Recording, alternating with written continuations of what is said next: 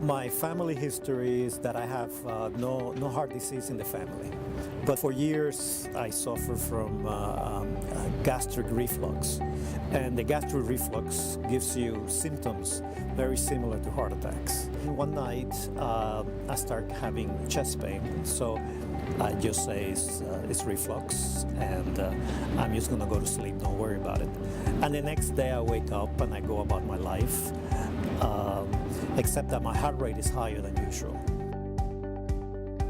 Ernie started having chest discomfort that wasn't really typical of ischemic heart disease.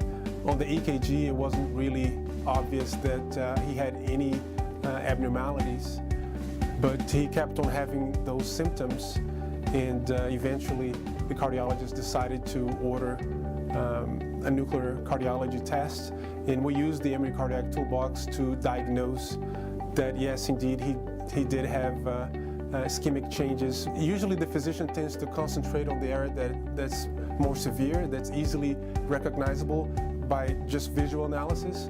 And what the Emory cardiac toolbox does is helps identify that second area that doesn't seem so obvious, because we're looking at the heart at the molecular level.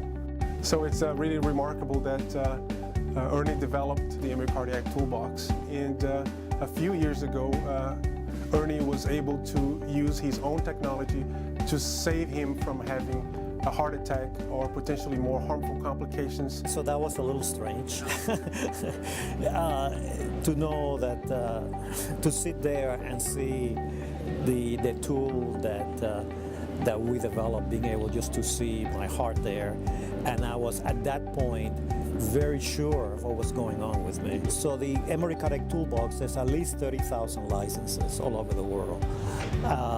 And to walk into a clinic, you know, in Italy and see that they're using your tool for diagnosing patients, that actually was very rewarding. That feeling is very rewarding. When it was on me, it was more like a trusted friend telling me what's really going on with me.